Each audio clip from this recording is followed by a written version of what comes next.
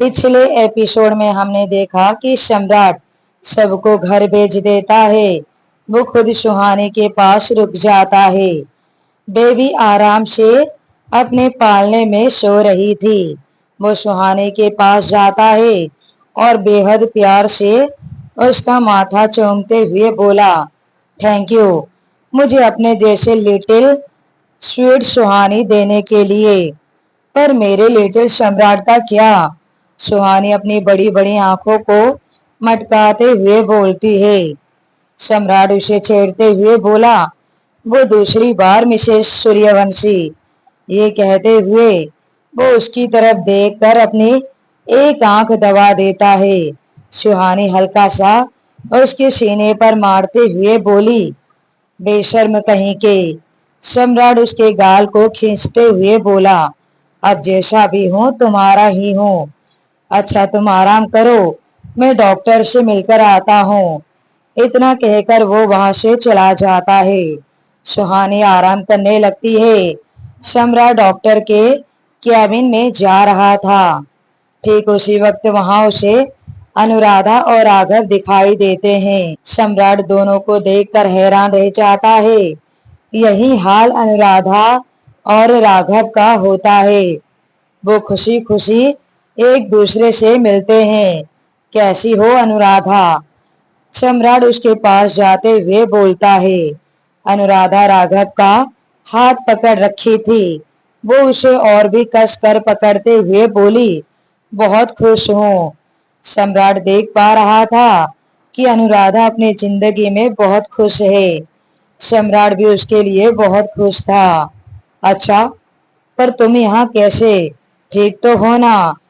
सम्राट उसकी चिंता करते हुए बोलता है। राघव ने स्माइल के साथ कहा, बस ऐसे ही रूटीन चेकअप के लिए आए थे। पर तुम यहाँ क्या कर रहे हो? वो भी सम्राट से पूछता है।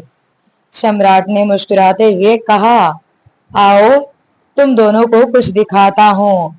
वो दोनों को अपने साथ आने का इशारा करते हुए बोलता है।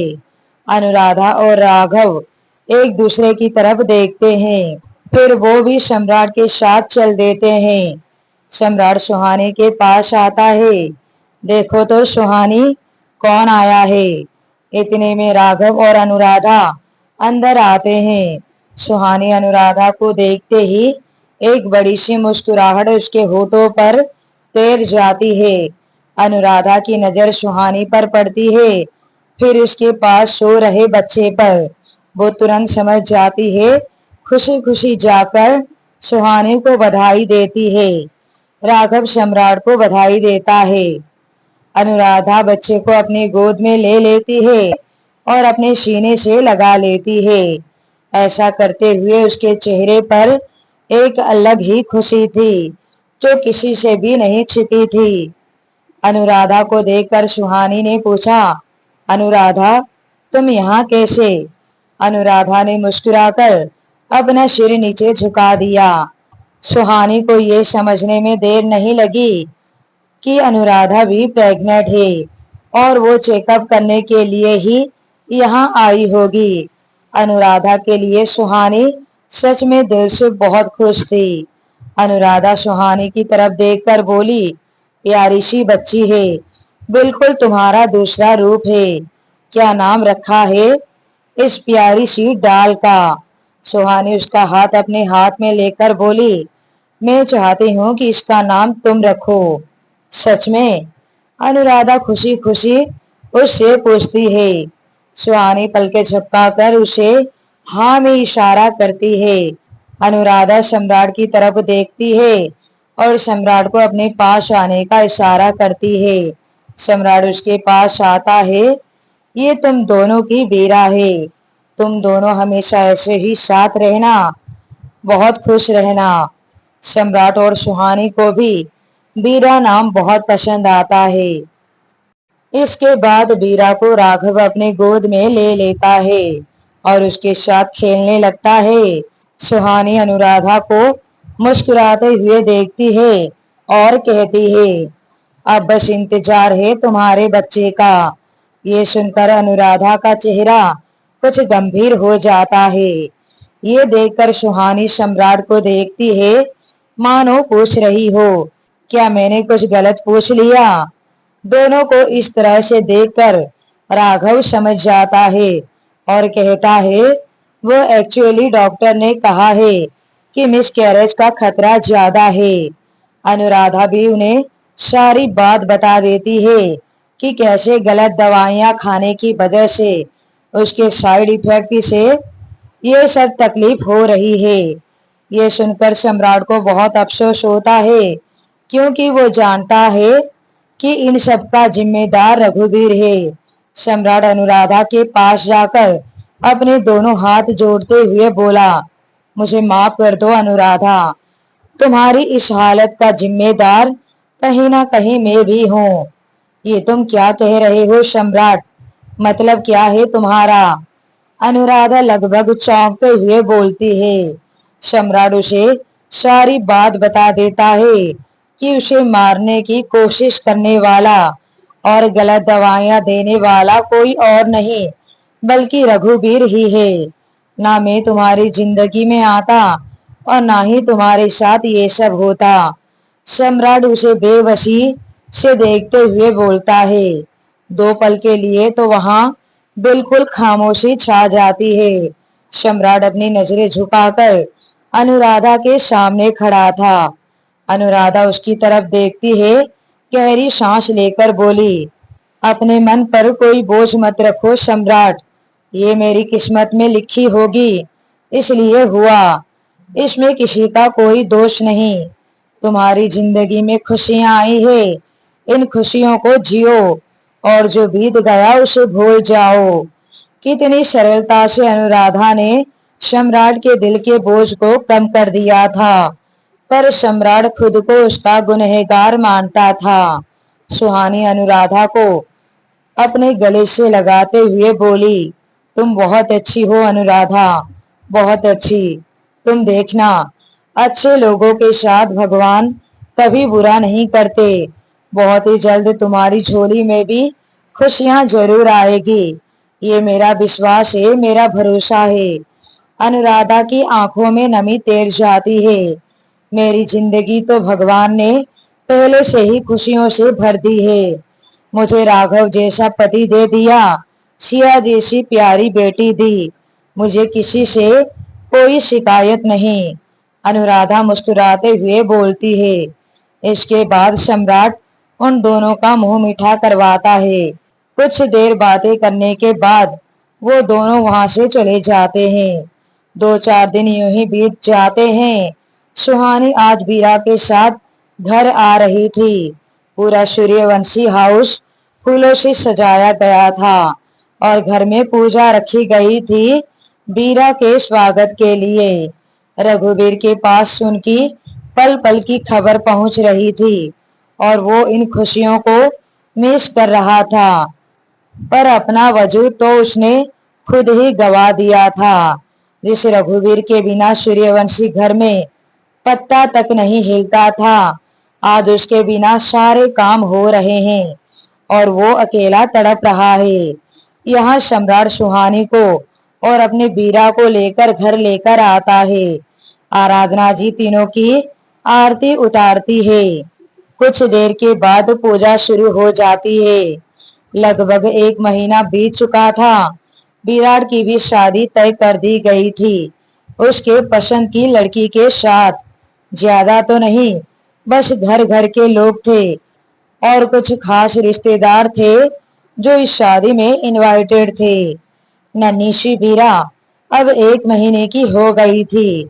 उसके चाचू की शादी थी तो वो व्हाइट कलर की खूबसूरत सी फ्रॉक में किसी परी से कम नहीं लग रही थी। शादी घर में ही होने वाली थी, सब बहुत खुश थे, लेकिन कोई था जिसे ये खुशियां रास नहीं आ रही थी। वो इस वक्त सूर्यवंशी हाउस के बाहर खड़ा अपनी आंखों में गुस्से की ज्वाला लिए उस घर को देख रहा था। बहुत खुशियां मना चुके हो तुम लोग, अब बस बर्बादी होगी, खून के आंसू रोएगा पूरा सूर्यवंशी परिवार। ये कहता हुआ वो किसी को फोन करते हुए बोला, मौका मिलते ही उस सम्राट की बच्ची को उठा लो। जी हम घर के अंदर ही हैं, मौका मिलते ही उस बच्ची को उठा लेंगे। इतना कहने के बाद दोनों तरफ से फोन कट हो जाता है। हर चीज से बेखबर सम्राट, सुहानी और विराट, घर के बाकी सदस्य सभी शादी एंजॉय कर रहे थे। लगभग सारे मेहमान आ चुके थे, पंडित जी भी आ चुके थे। गार्डन एरिया में मंडप लग चुका था। दूल्हा दुल्हन मंडप में बैठ चुके थे। पंडित जी मंत्र शुरू करते हैं। देखते ही देखते शादी भी पूरी हो जाती है। नन्ही सी बीरा सुहानी के गोद में थी। वो एक पल के लिए भी सुहानी को छोड़ नहीं रही थी और ना ही सुहानी का दिल कर रहा था उसे खुद से दूर करने का। वहीं नौकर के वेश में आए कुछ लोग जो बीरा को किडनैप करने आए थे। उन्हें मौके का इंतजार था, पर उन्हें मौका ही नहीं मिल पा रहा था बीरा को उठाने का। उनको लगा था कि घर में चहल पहल है तो किडनैपिंग का काम आसानी से हो जाएगा। इतना आसान नहीं था। सम्राट सूर्यवंशी के नाक नीचे से उसके घर में कुछ करना। अफसोस के साथ उन्हें खाली हाथ लौटना पड़ता है। शादी अच्छे से हो जाती है। हर चीज परफेक्ट तरीके से किए थे सम्राट ने। सब मेहमान धीरे धीरे रवाना हो जाते हैं और किडनैपर भी, पर कोई बीरा को छू भी नहीं पाता। रात हो जाती है। शादी की भागदौड़ में सब थक कर चूर हो गए थे। बीरा को सुलाते सुलाते सुहानी खुद भी सो गई थी और सम्राट बैठा दोनों को ही देख रहा था। और वो तब तक उनको देखता रहा जब तक उसे नींद नहीं आ जाती। कंचन और आहान भी शादी में आए थे। वो भी अपने कमरे में सो गए थे। रात गुजर जाती है, सवेरा होता है। विराट अपनी पत्नी को लेकर घूमने के लिए निकल गया था सिंगापुर के लिए। कंचन और आहान मलेशिया वापस चले गए थे। घर पर रह गए थे बस आराधना जी, अरविंद जी, सम्राट, सुहानी और उनकी बीरा। दूसरी तरफ जिसने बीरा को किडनैप करने के लिए आदमी भेजे थे वो बहुत गुस्से के साथ बोल रहा था, इस बार तो तू बच गया सम्राट, पर अगली बार नहीं बचेगा। तेरी जान तेरी उस बेटी में है ना, उसे ही तुझसे दूर करूंगा। तभी तुझे पता चलेगा कि तड़प क्या होती है। बेहद गुस्से से वो ये सब बोल रहा था। बस उसे एक मौके की तलाश थी। सम्राट और सुहानी बीरा को लेकर उसके नाना नानी के घर जा रहे थे, जो कि अब दूसरे शहर में रहते हैं। पूरे 2 दिन वो तीनों वहीं रहते हैं। जब से बीरा आई थी तब से सम्राट का सुहानी के लिए प्यार और केयर दोनों ही बढ़ती जा रही थी। यही हाल सुहानी का भी था। आज वो तीनों घर वापस आ रहे थे। सुहानी इतनी शरारती और नटखट हो गई थी कि उसने जिद करके सम्राट को साइड में कर दिया और बीरा को उसकी गोद में दे दिया और खुद ड्राइव करने लगी। वहीं सम्राट की हालत खराब हो रही थी कि ये हमें घर तक सही सलामत पहुंचा भी देगी या नहीं। बीच रास्ते में सुहानी की नजर गोलगप्पे वाले पर पड़ती है। बस फिर क्या था, फिर तो उसे दुनिया की कोई ताकत गोलगप्पे खाने से नहीं रोक सकती थी। वो गाड़ी साइड में लगाती है। उसे पता था कि सम्राट जरूर उसे मना करेगा खाने के लिए, लेकिन उससे पहले ही वो दूध की बोतल निकालकर बीरा के मुंह से लगाते हुए बोली, गुड गर्ल। बीरा, मम्मी को बिल्कुल भी तंग नहीं करते बेटा, मम्मा अभी आ रही है, पापा को जितनी मर्जी तंग करना, ओके। इतना कहकर वो सम्राट की बात सुने बिना ही जल्दी से गाड़ी से निकल जाती है। सम्राट बस उसे आवाज लगाता रह जाता है। अब बीरा आराम से दूध पी रही थी तो वो उसे लेकर उठ भी नहीं सकता था। ओह गॉड, क्या दिमाग चलता है इस आइटम का। वो सुहानी को देखते हुए बोलता है। वहीं सुहानी आराम से गोलगप्पे खा रही थी।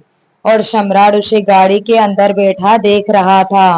वो उसे देखता है, फिर वीरा को देखते हुए बोला, देखो अपनी माँ को, कैसे मजे लेकर गोलगप्पे खा रही है। मुझे तो इसने पूछा तक नहीं। बेटा, तुम अपनी मम्मा की संगत में बिल्कुल मत रहना। थोड़े बहुत पापा के गुण भी अपना लेना, वरना तुम दोनों तो मुझे पागल कर दोगे। तभी सुहानी उसकी तरफ देखती है, फिर वो उसकी तरफ अपने हाथों में प्लेट लेकर ही आने लगती है। सम्राट को लगता है कि वो उसे गोलगप्पे खिलाने आ रही है। उसके मुंह से तो पानी आ रहा था, पर हद तो तब हो जाती है जब सुहानी सम्राट के पास आती है।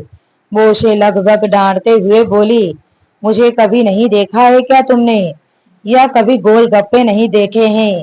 तब से देखे जा रहे हो, देखे जा रहे हो। वीरा पर ध्यान दो चुपचाप। इतना कहकर वो वापस चली जाती है। सम्राट ने जो गोलगप्पा खाने के लिए मुंह खोला था, वो तो खुला का खुला ही रह जाता है। बेचारा सम्राट। ऐसे ही हंसी खुशी दिन बीत रहे थे। विराट अभी सिंगापुर से आया ही नहीं था, पर आज कंचन का फोन जरूर आया था कि वो प्रेग्नेंट है, और इस मौके पर वो चाहती है कि आराधना जी और अरविंद जी उसके साथ जाकर रहे। एक बार फिर सूर्यवंशी हाउस में खुशियां ही खुशियां छा गई। सम्राट इस वक्त ऑफिस में था। उसकी कोई जरूरी मीटिंग थी। आराधना जी कंचन के लिए बहुत सारा सामान लेना चाहती थी। वो सुहानी को लेकर अपने साथ शॉपिंग के लिए चली गई। बीरा भी उन दोनों के साथ ही थी, इस बात से अनजान कि उसका ये नया दुश्मन हर वक्त उन पर नजर रखा हुआ है। इस बार वो किडनैपिंग करने खुद आया है। आराधना जी और सुहानी मॉल जाकर शॉपिंग करते हैं। इसके बाद वो सारा सामान गाड़ी में रखवा रहे थे। वो सब इस वक्त पार्किंग एरिया में थे, जहां पर उनके अलावा दूर दूर तक कोई नहीं था। तभी आराधना जी को एक फोन आता है, मैडम, आप अपना एक बैग अंदर ही भूल गई हैं। अब वो किसी ने जानबूझकर पहले से ही छुपा दिया था, या वो सच में भूल गई थी, ये तो नहीं पता।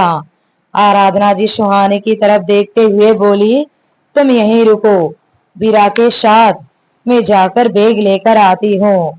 माँ, आप कहाँ इतनी दूर दोबारा जाएंगी? आप रुकिए, मैं लेकर आती हूँ। आराधना जी ने कहा, अच्छा जा, वीरा को मुझे दे दे। सुहानी वीरा को आराधना जी को देने लगती है, पर वीरा उसकी गोद से जा नहीं रही थी। ये पहली बार था जब वीरा सुहानी की गोद से निकल नहीं रही थी। सुहानी प्यार से उसका माथा चूमते हुए बोली, बच्चे, मम्मा बस 2 मिनट में आ रही है। इतना कहकर वो वीरा को आराधना जी की गोद में दे देती है और खुद मॉल के अंदर चली जाती है। बस इस पल का इंतजार था उस किडनैपर को। जैसे ही सुहानी अंदर जाती है, तभी आराधना जी के पास वो आता है, मैडम, आपका बैग। आराधना जी पीछे मुड़कर देखती है, तभी वो उसे कुछ सुंघा देता है और वीरा को उसकी गोद में से ले लेता है। आराधना जी वहीं बेहोश होकर गिर जाती है। ये देखकर ड्राइवर एकदम से हड़बड़ा जाता है। वो जल्दी से उसके पास जाता है। वो आदमी ड्राइवर के पेट में जोर से लात मारता है। पास रखा पत्थर उठाकर उसके सिर पर मार देता है, जिससे ड्राइवर का सिर पूरा खून से भर जाता है। जब तक वो कुछ कर पाता, तब तक वो वीरा को लेकर वहां से जा चुका था। आराधना जी वहां पर बेहोश पड़ी थी। ड्राइवर भी दर्द से तड़प रहा था, जमीन पर पड़ा हुआ था। उसके सिर से बहुत खून बह रहा था। बावजूद इसके वो सम्राट को फोन करता है। सम्राट इस वक्त जरूरी मीटिंग में था। ड्राइवर का नंबर देखते ही उसका माथा ठनकता है। वो धड़ से उसका फोन उठाते हुए बोला, हेलो। वो बड़ी मुश्किल से सम्राट को सारी बात बता देता है। वीरा को कोई उठाकर ले गया है। ये सुनते ही सम्राट के पैरों तले से जमीन खिसक जाती है। वो जल्दी से शॉपिंग मॉल की तरफ जाता है जो कि उसके ऑफिस के पास ही था। तभी सुहानी वापस आती है। उसके हाथों में शॉपिंग बैग और एक डॉल थी जो कि वो बीरा के लिए लेकर आई थी। ये देखो बीरा, मम्मा आपके लिए क्या लाई है। ये कहते हुए वो सामने देखती है तो आराधना जी को जमीन पर बेहोश देखती है, ड्राइवर को भी। ये देखकर सुहानी का दिल दहल जाता है। उसे सबसे पहले बीरा का ही ख्याल आता है और उसके हाथ से वो सामान वहीं नीचे गिर जाता है। वो जल्दी से जाकर गाड़ी के अंदर झांकते हुए बोली, बीरा, बीरा।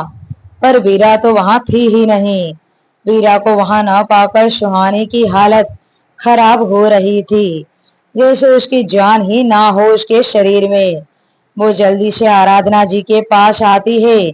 उसके चेहरे पर पानी के छींटे मारते हुए बोली, माँ उठिए माँ, मेरी बीरा कहाँ है। आराधना जी को इस कदर बेहोशी की दवाई दे दी गई थी कि उन्हें तो होश ही नहीं आ रहा था। इतने में ड्राइवर उसे बताता है कि बीरा को कोई उठाकर ले गया है। ये सुनते ही सुहानी के अंदर बची खुची जान भी निकल जाती है। रो रो कर उसका हाल बुरा हो गया था। उसका पूरा चेहरा आंसुओं से भिगा हुआ था। बीरा बीरा चिल्लाते हुए पागलों की तरह बाहर की तरफ दौड़ने लगती है। उसे कोई होश नहीं था, कोई शुद्ध नहीं थी। वो बस पागलों की तरह दौड़े जा रही थी। तभी वहां सम्राट पहुंचता है। वो एकदम से सुहानी को थाम लेता है।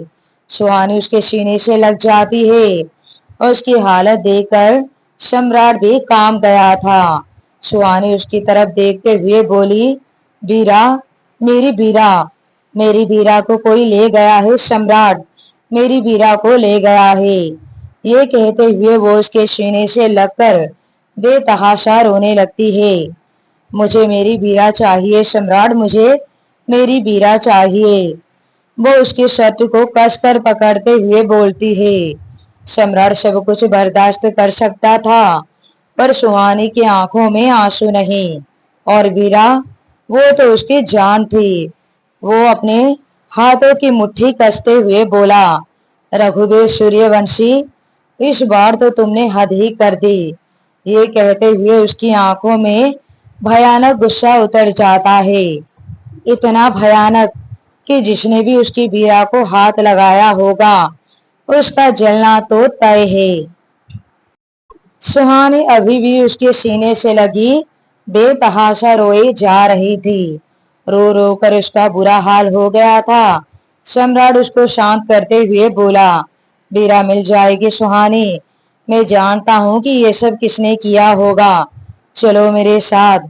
ये कहते हुए वो सबसे पहले आराधना जी के पास जाता है, उन्हें होश में लाता है और अपने दूसरे ड्राइवर के साथ पहले ड्राइवर को हॉस्पिटल भेज देता है।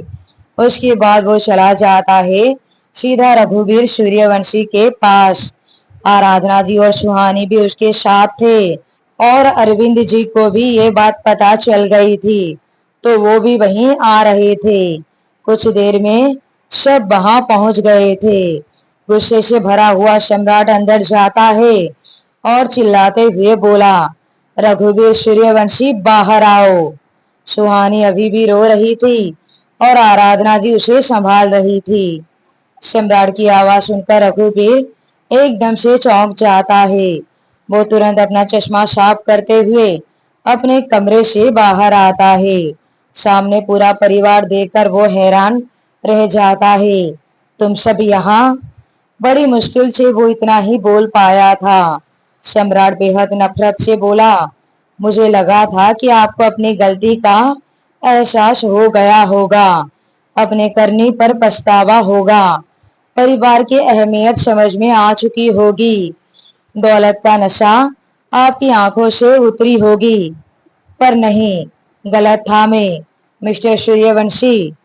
इस बार आपने हद ही पार कर दी। आप इतना नीचे गिर जाओगे ये तो मैंने कभी सोचा ही नहीं था। शर्म आती है मुझे ये सोचकर कि आप मेरे। वो एक एक शब्द पर जोर डालते हुए बोल रहा था। ये तुम क्या कह रहे हो सम्राट? क्या मतलब है तुम्हारा? क्या किया है मैंने? रघुवीर हैरानी से बोलता है। ज्यादा अनजान बनने की जरूरत नहीं है। मेरी बच्ची कहाँ है? उसने सीधा सवाल किया। बच्ची? क्या मतलब? रघुवीर असमंजस में बोलता है। सुहानी ने रोते हुए रघुवीर के पास जाती है। प्लीज ऐसा जुल्म मत कीजिए। मेरी बच्ची को मुझसे दूर मत कीजिए। वो बहुत छोटी है। मैं मर जाऊंगी उसके बिना। मैं आपके सामने हाथ जोड़ती हूँ। मुझे मेरी बच्ची दे दीजिए प्लीज। आपको मुझसे परेशानी है ना? बीरा से तो नहीं? तो फिर आपने ऐसा क्यों किया? लगभग वो उसके सामने गिड़गिड़ाते हुए बोलती है। रघुवीर को कुछ समझ नहीं आ रहा था। वही सुहानी की हालत देखकर सम्राट का गुस्सा बढ़ता ही जा रहा था। वो रघुवीर पर गरजते हुए बोला। मेरे सब्र का इम्तिहान मत लो रघुवीर सूर्यवंशी। शराफत से बता दो कि मेरी वीरा कहाँ है? क्या किया आपने उसके साथ? कहाँ छुपाया है आपने मेरी वीरा को? ये सुनते ही रघुवीर के पैरों तले से जमीन खिसक जाती है। वो हैरानी से बोले। क्या? वीरा? वीरा को कोई ले गया? कब? कैसे? वो भी परेशान होकर बोलते हैं। पर सम्राट को ये सब नाटक लग रहा था। ज्यादा बनिए मत। आपको क्या लगता है आपकी इन झूठी बातों पर, आपके ये झूठे दिखावे पर मैं विश्वास करूंगा? क्या मैं नहीं जानता कि आप मुझसे और मेरे परिवार से कितनी नफरत करते हैं? मुझे बर्बाद करने के लिए आप किसी भी हद तक जा सकते हैं। आज आपने वो हद भी पार कर दी है। इससे पहले कि मैं अपनी हद पार कर जाऊं, मुझे मेरी बच्ची लौटा दीजिए। इसी में आपकी भलाई है। वरना अगर मैंने अपनी हद छोड़ दी तो आज यहाँ तूफान आएगा। सम्राट उसकी आंखों में आंखें डालते हुए बोलता है। सम्राट का ये रूप देखकर रघुवीर की आंखें डबडबा जाती है। वो सम्राट के सामने हाथ जोड़ते हुए बोलते हैं। मैं अपनी गलती पर पहले से ही बहुत ज्यादा शर्मिंदा हूँ। अपनी ही नजरों में गिर गया हूँ मैं। मुझ पर ये इल्जाम लगाकर मुझे मेरी नजरों में और मत गिराओ सम्राट। मैं सच कह रहा हूँ। मुझे सच में नहीं पता कि बीरा कहाँ है। मैंने उसको नहीं उठाया। मैं इतना नीच नहीं हूँ कि एक छोटी सी बच्ची के साथ ऐसा करूंगा। ये सुनते ही सुहानी सम्राट की तरफ देखते हुए बोली। तो फिर मेरी बीरा को कौन ले गया सम्राट? मेरी बीरा ने किसी का क्या बिगाड़ा था? मेरी बच्ची, मेरी बीरा। ये कहते हुए वो वहीं जमीन पर बैठकर फूट फूट कर रोने लगी। सम्राट को रघुवीर की बातों पर भरोसा नहीं था। वो उस पर गरजते हुए बोला। बंद कीजिए अपना ये नाटक। मुझे आपकी किसी बात पर भरोसा नहीं। रघुवीर सूर्यवंशी, आप सीधे तरीके से बता रहे हैं या नहीं? रघुवीर ने बेबसी से कहा। मेरा यकीन करो, बीरा मेरे पास नहीं है। तो फिर किसके पास है? सम्राट फिर से गरजता है। तेरी बीरा हमारे पास है। पीछे से किसी की आवाज आती है और बीरा के रोने की आवाज भी। सब लोग पीछे मुड़कर उसकी तरफ देखने लगते हैं और उन दोनों को देखकर सबकी आंखें हैरानी से फैल जाती है। तुम? सम्राट ने चौंकते हुए कहा। अब कौन होगा ये जिसने वीरा को किडनैप किया है? क्या आप अंदाजा लगा सकते हैं? तो कमेंट में जरूर बताएं। साथ ही आगे की कहानी को सुनने के लिए बने रहिए माई फॉर्स्ड मैरिज कहानी पर।